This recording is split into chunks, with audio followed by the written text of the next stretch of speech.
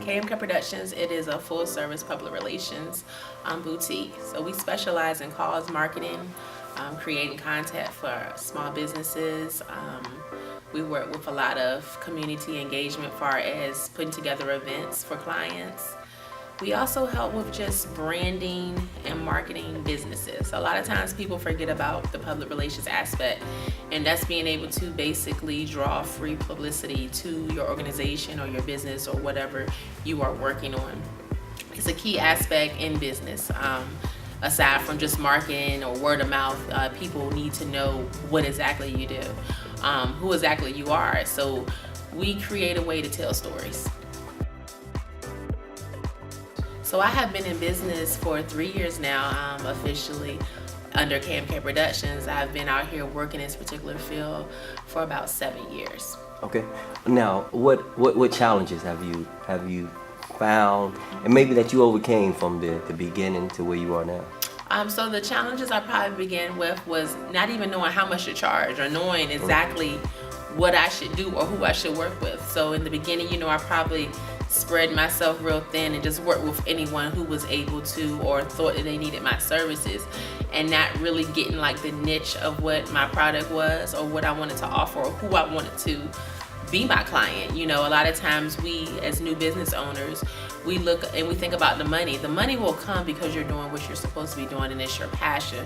So that is a big thing that I encourage and talk to and teach on to new business owners, that we can't run after everything. We have to really figure out and find out what our niche is, who our target is, and what we like to do. Once you find out what you like to do, you're able to do your job much more efficiently. So that is one thing greatly, is just sitting there figuring out who you want to have as your customer.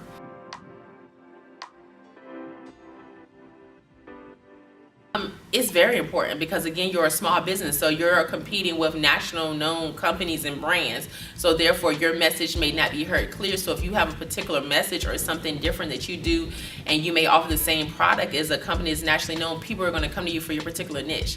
Plus, people like to be able to touch you. They want to feel you. If they see you in a grocery store, they want to be able to speak to you. You can't speak to the president of a national company a lot of times because you don't live in that city, you don't live in that state, and you don't know who even the person is. So if a person can relate to your business and connect it with a person, there are a lot of times I see that they want to shop there. People still want to be able to have conversations with the owner or the manager to say, hey, this is what I like, this is what I don't like, this is what I'm having a problem with.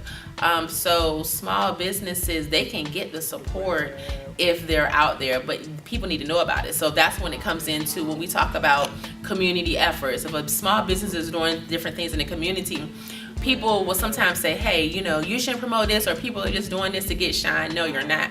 You're doing this to spread awareness about your one organization, and for two, what your giving looks like. It lets people know that, hey, this organization provides this particular service during this particular time of the year, so people are able to know about the business. It's thousands and thousands of businesses out here. A lot of people have a lot of efforts that they make, but if the story's never told, who's going to know about it? So this is very key. I teach people all the time, in a small business, we are a lot of times lacking a lot of funding and money, so we can't afford to have, a full marketing team or what shall have you on staff.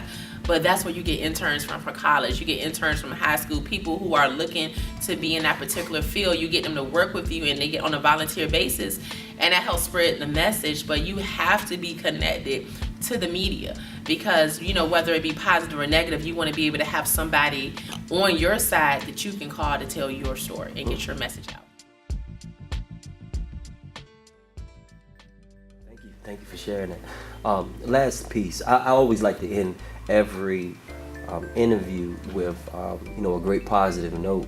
You coming from a black-owned business, and as a black woman, and strong in how you develop and elevate it so much. A lot of individuals who are business owners who started off like you, they're at a place where they might feel like giving up. Right. Might want to tear up that city license and right. Saying entrepreneurship is not for them. Right. And what words of encouragement would you have for somebody who feels like they just want to quit and stop it? Well, for one, key thing that you said is entrepreneurship is not for me. It could be that they are in the wrong business. You have to try a couple of different businesses. Your first business may not be a success. Look at all these people who had businesses before and they weren't a success. But in the end, they found what their niche was. And I talked about that earlier, finding about what your niche is so that you know who you're trying to target, who you're trying to attract. And so that could be one thing. And so that's why it goes back to having that mentor. You need to find the mentor that you like what they're doing and you follow what they're doing so that you can try to recreate that to benefit what you have going on. So having a mentor, that's something I never even realized and knew that I needed.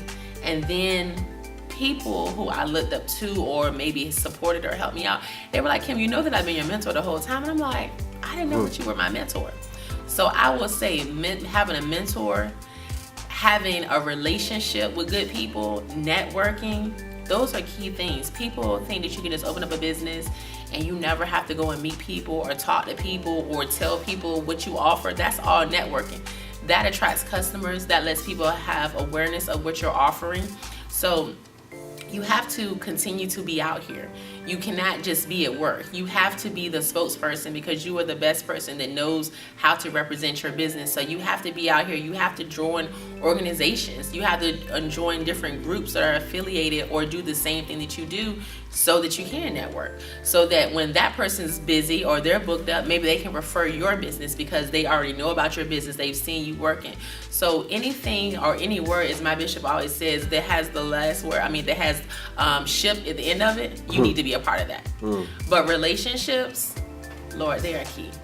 They are key to the success of your business because I can honestly tell you that everything that I've ever done probably has been off of word of mouth and referrals and relationships that I have had with people and they saw the work and it opened doors for bigger projects.